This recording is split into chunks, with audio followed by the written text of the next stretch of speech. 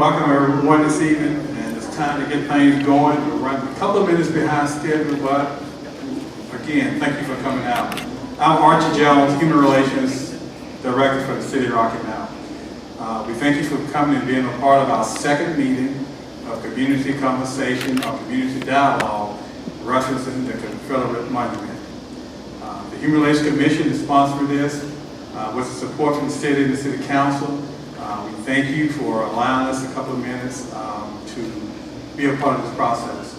We have with us facilitating this process this evening from WPR Consultant in Charlotte, Willie Radford. Also, I want to share with you, we have our council member here this evening, Councilman Bullock. Thank you for coming.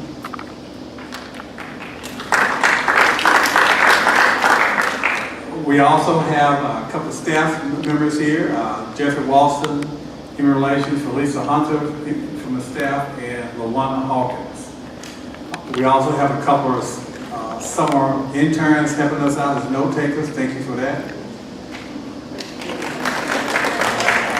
And most of all, thank you, community facilitators, consist of members of the Human Relations Commission and other community volunteers and also members from the MLK Commission. This would not be possible if you didn't dedicate your time to this process, so we appreciate you for that. In a minute, I'm going to turn over to Mr. Radford, and he's going to kind of lay the groundwork. But again, this is a process to allow everybody to share their comments on the Confederate statute. This format is the same as the first meeting. We are not saying anybody's viewpoint or opinion is even more valuable or important than others, but we want everybody who has an opinion, no matter what it is, we want you to share that so we can document that as part of this process. So without any more, I will turn it over. Thank you. All right, thank you, Archie. And how is everybody doing this on this hot Tuesday evening? It is Tuesday, isn't it? Yeah. Again, my name is Willie Ratchford, and I work with a small consulting firm called WPR Consulting. And I have been tasked with being your facilitator tonight. The word facilitate means to make the process easy, and we've created a conversation process that we hope to take you to. And my job, as I see it, is the easy job tonight because I simply have to work with the table facilitators to make sure that you all stay focused on the process. The real work in terms of conversation and talking about what is a potentially difficult and even potentially divisive issue in this community, and that is the monument at Battle Park, the Confederate monument at Battle Park.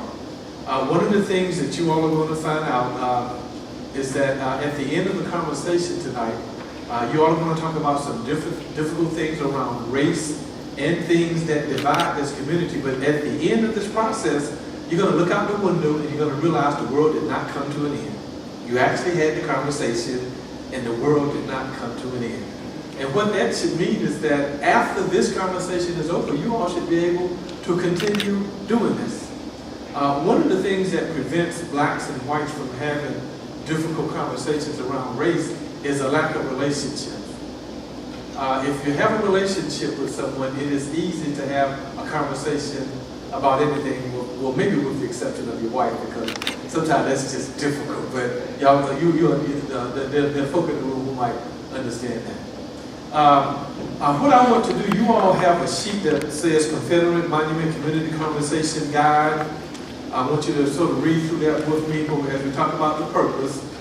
And the purpose is to provide an opportunity for honest dialogue, input, and feedback around a potentially difficult community issue, the Rocky Mount Confederate Monument at Battle Park. The idea is to examine personal reactions to present day and historical issues in Rocky Mount related to the Confederate monument.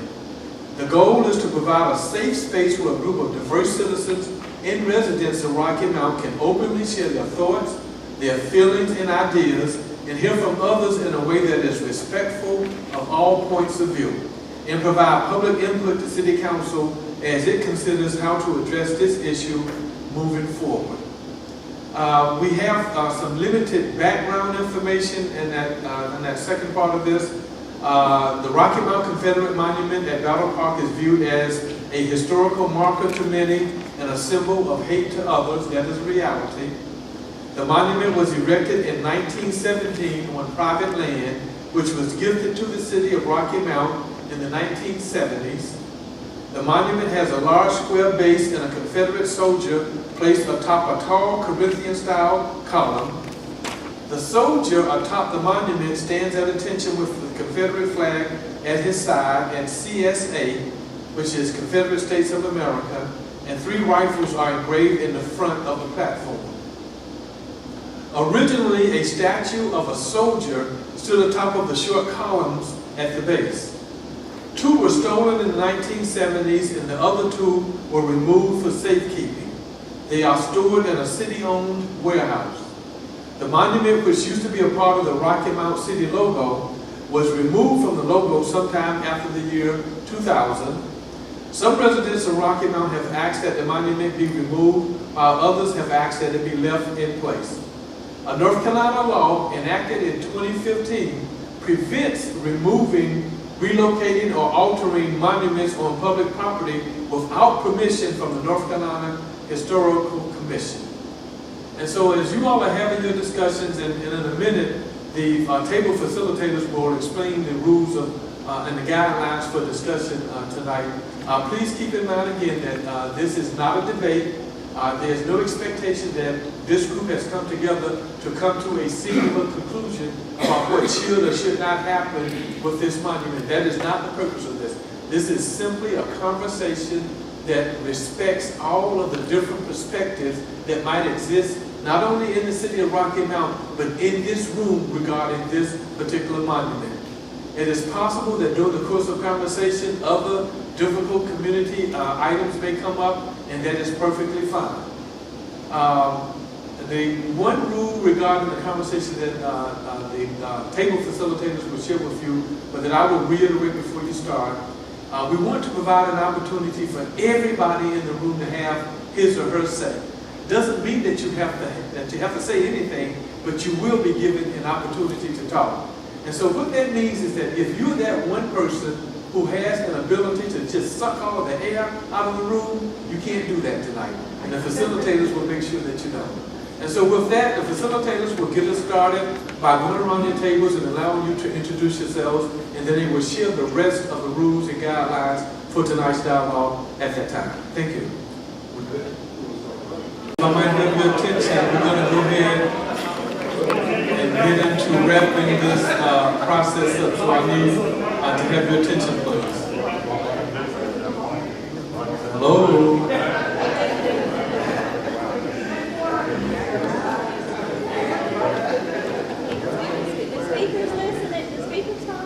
Okay, so before we take a few minutes to process this and to hear highlights from each of the tables, just a couple of quick observations.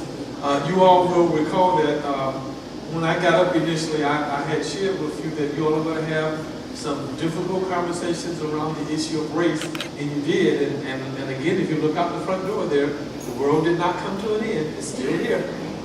It's still here. And so that means that you can continue to have these conversations. It is my hope that some people in the room tonight think it's important enough to contact someone that you met for the first time and have coffee or invite them over for dinner or go out to lunch and continue this dialogue and this conversation, because that's what this process really is all about. Understanding that 2 individuals can create a safe space in which to have really difficult conversations, and in the process you're building relationships. In fact, in part, this is about building what we call social capital. And so if you're building social capital and you wanted to build good race relations amongst this group, can you all imagine all of you all living in the neighborhood, and you got a creek running through the middle of your neighborhood at which a lot of debris and trash has gathered, and you all decided as a community to come together to clean up the trash. In the process of going to clean up the trash, you talk to each other, your kids meet each other, you invite someone over to dinner, and you're building social capital. And one of the after effects of building that social capital is that you just automatically have good race relations even though that was not your intent. That was not your intent. You just simply came together to address a community problem, and in the process, you became friends. In the process, you became friends, and that led unintentionally to good race relations. Again, you had the conversation, and the world did not come to an end. On one level, if you think about what you all have been doing over the past hour and 15 minutes, hour and 30 minutes, you're just simply being human with one another. You're simply being human with one another. That is all that is going on in this room. Now, the really cool thing about that is that if you think about this issue of race, race is something that human beings made up about 400 years ago. There is no such thing as race. There is no such thing as race. I'm willing to bet $1 to a donut that everybody in this room is racially mixed. There are no pure white people in here. There are no pure black people in here. Everybody in this room is racially mixed. And if you don't believe me, go do a DNA test or a genetics test. You would be amazed at the results. Because race is a socioeconomic construct that we human beings made up about 400 years ago. Now these are markers or identifiers that we call race, like the texture of your hair, the color of your skin, the broadness of your features, the thickness or the narrowness of your lips. It simply has to do with where your ancestors came from, your distant ancestors came from on the face of this earth. The closer your distant ancestors were to the equator, the darker their skin, the coarser their hair, the broader their features. It is just simply nature's way of protecting you from the harmful rays of the sun. The further away your ancestors were, the finer their hair, the narrower their features, and the lighter their skin.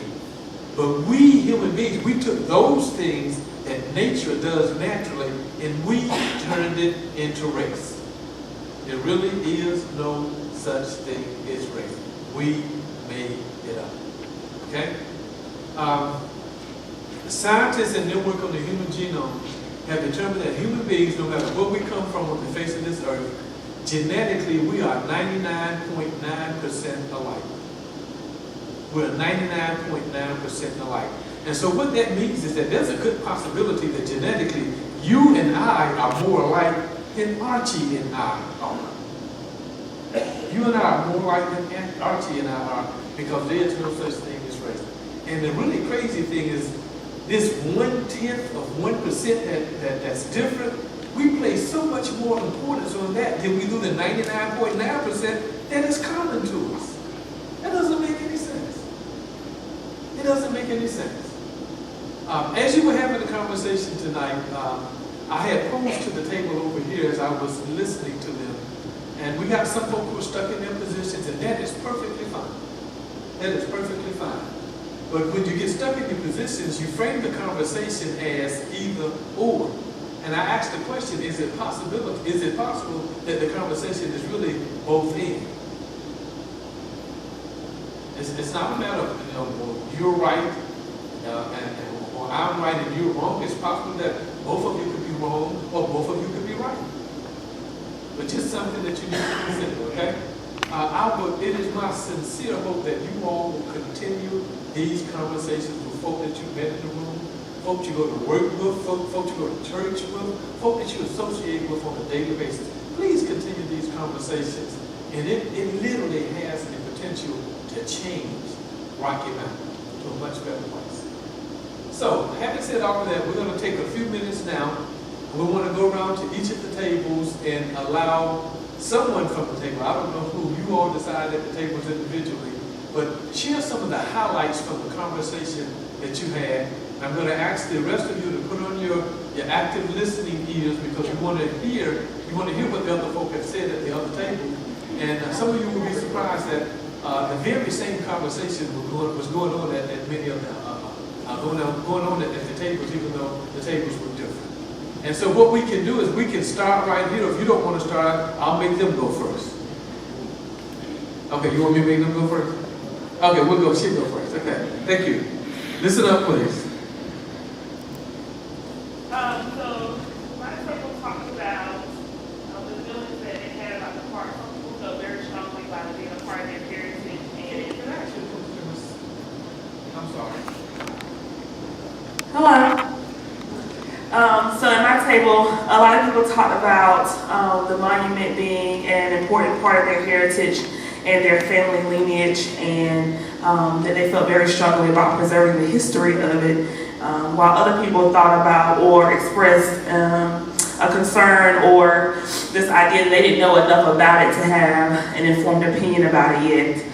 Some of the suggestions that they talked about were leaving it there, providing more education about it, both education to community members, education to city council members, and then if the city of Rocky Mount is to move forward, some things they were willing to do personally was to participate in being educated and being a part of the educators, and so being on both ends, and to continue to have conversations like these amongst family and friends, but also coming out to more of these conversations. Another suggestion that was made is to have similar conversations like this about other issues that are happening in the community. So That's it for this table. Can we have this table next, please?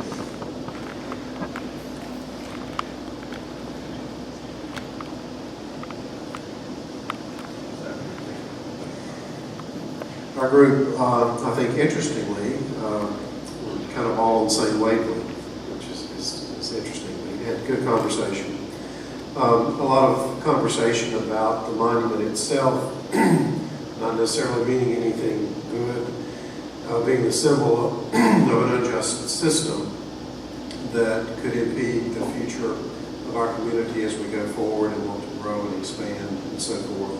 There was some discussion of education, both the need for continued education, but also the education received in school over the decades that never really told the full story of the monument or the Civil War, those kinds of things, and the need to do that.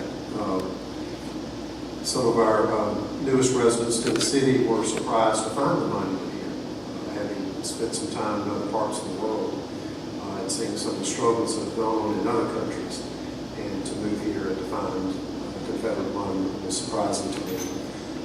It was noted as being very tall and intimidating, and that we need to have the actual facts about why it is there and what it means. In terms of some of the ideas of what could happen to the monument, there's a lot of discussion about perhaps adding something to it, changing the entire focus of the monument, sort of refocusing it for all Civil War deaths that occurred, both the soldiers, citizens, slaves, and so forth. Removing it altogether.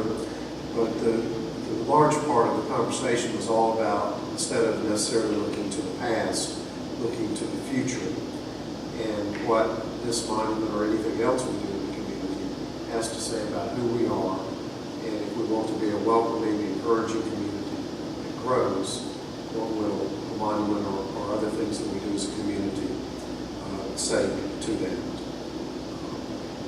What else would you want to say?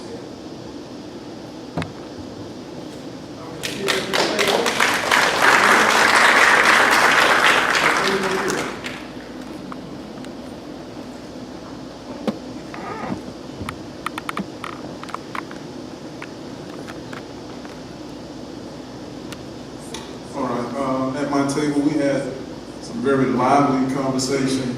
We had such a conversation that we really didn't get a chance to finish all 4 questions. So, but some of the feelings that came from our table was that it feels about, a lot of conversation was about slavery, that it represents some really bad feelings as it relates to how black people go by the statute, and brings up such memories as such slavery and lynchings and things of that nature.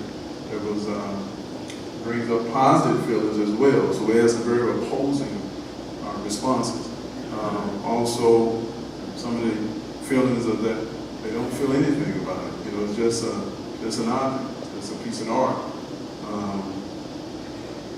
Some of the other comments was that it's a memorial to those soldiers that actually fought in the Civil War. again, let me just remind you that we didn't get to question 3 and 4, so we were really kind of stuck on a number of questions 1 and 2. Some of the other comments that came out was that it should be at a museum. We did get to that. That response. Some was like, hey, it should stay there. So we had a really good conversation, but a lot of the conversation was really about feelings. How does it make you feel? Do you have empathy towards others? Let's see what else we have. Anybody want to chime in and kind of help me out? There was a little bit more conversation about the lack of knowledge and education. Right. And then there was some conversation about adding on to the memorial so it would represent more individuals within the community. And then, like you stated, it was, a memorial that many people look at as a tombstone for family. It's a great sign.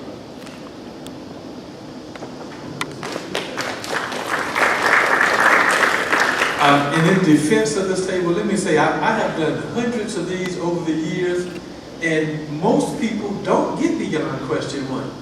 I mean, Rocky Mountain has been an unusual town, because you all been finishing the question, whoa, what is this? But most folks don't, and that's okay. That's okay, because this is about having a conversation. It is about having a conversation. You say again? I probably didn't say more than 50 words. Now, that's really basic. Okay, the table right back here, please. All right, now somebody do something.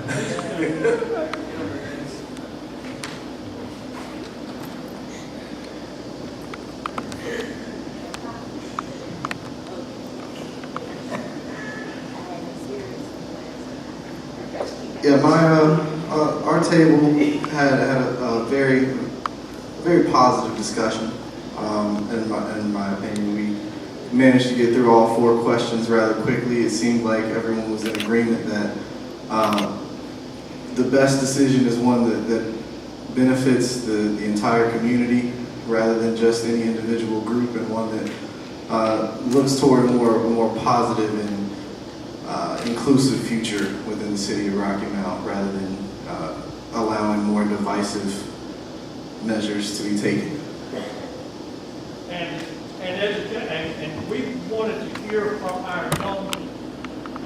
We look in this room, there's not a big representation of the 16, 18, 20-year-olds that are really diagram the future over here. Big one. I wish you'd have been over here so that I could hear from you. You guys over there. And you got the one guy who says, here I am, that's your boy. But let's hear it for this table also, please. And finally, the table right here. I think we should have the young guy come back.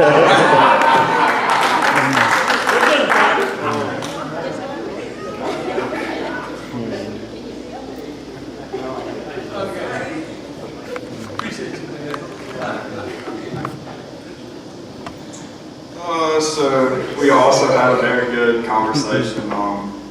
We were kind of spread out all over. If y'all want to hear from me personally, I can do that. But speaking from the group as a whole, we had people who believed it should remain, people who thought it should be moved, people who didn't really know what should happen.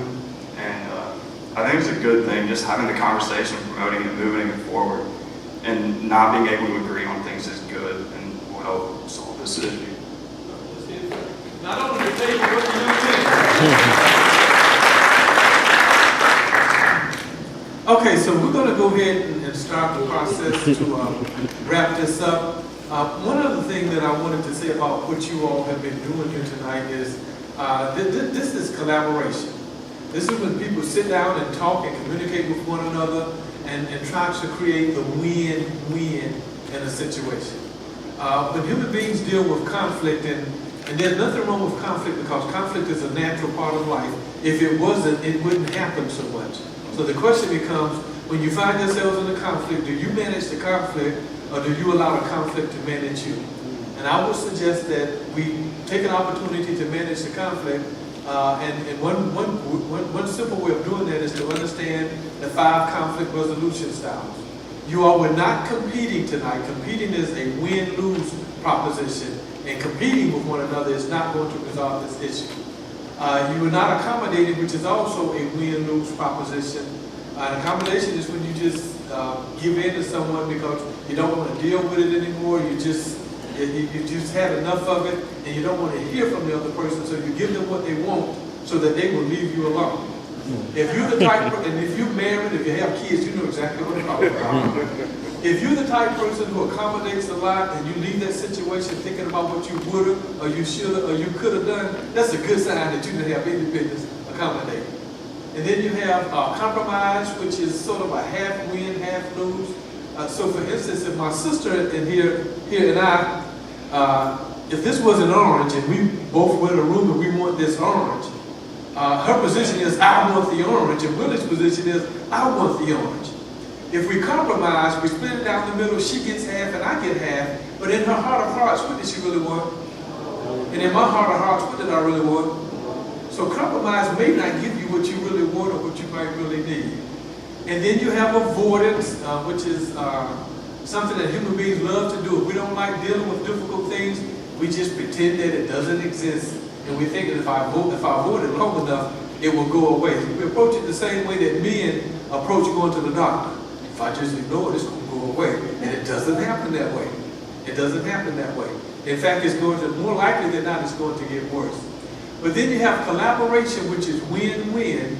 And collaboration is different from the other styles in that it requires you all to have conversation and communication with one another like you've done tonight. And I've heard a lot of things from our speakers tonight that are win-win collaboration kinds of things, which means that you all need to keep up this dialogue, okay? And so, before we leave, I want to find out, I want you to think about your experience tonight, the conversations that you've had with the people at your table, and what you have heard from the other tables. And I want to give everybody one opportunity for one word which describes how you are leaving here tonight. One word which describes how you are leaving. I'll start with my sister with the striped shirt. And the reason I called on you is you had that look on your face and said, please don't call me, please don't call me. One word. Informed. Enlightened. Hopeful. That's the word. My sister in the teal green. Progress. Yes, my sister here.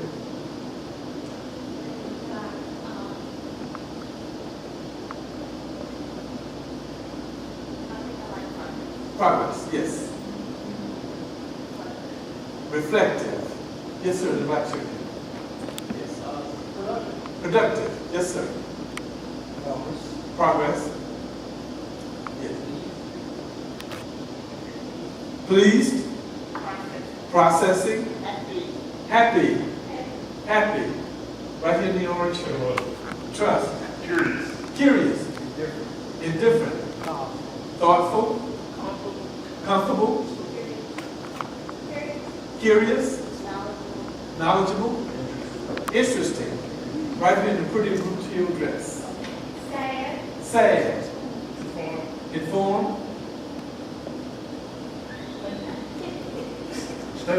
Stalemate. I have two, frustrated and determined, but I'm going to stick with determined. Okay, determined, but really frustrated. Mine was disturbed. Disturbed. Enlightened. Meaningful. Thoughtful. All right, my brother with the plaid shirt over back here. Encouraged. Encouraged. Hopeful. Hopeful. Hopeful. Hopeful. Hopeful. Encouraged. Engaged. Engaged. Positive. Positive. All right, well, this will close our conversation out for tonight. We want to thank you for taking time out of your busy schedules. As I was going around the room again, I heard some really deep and great and positive stuff tonight. So thank you for your time. Appreciate you.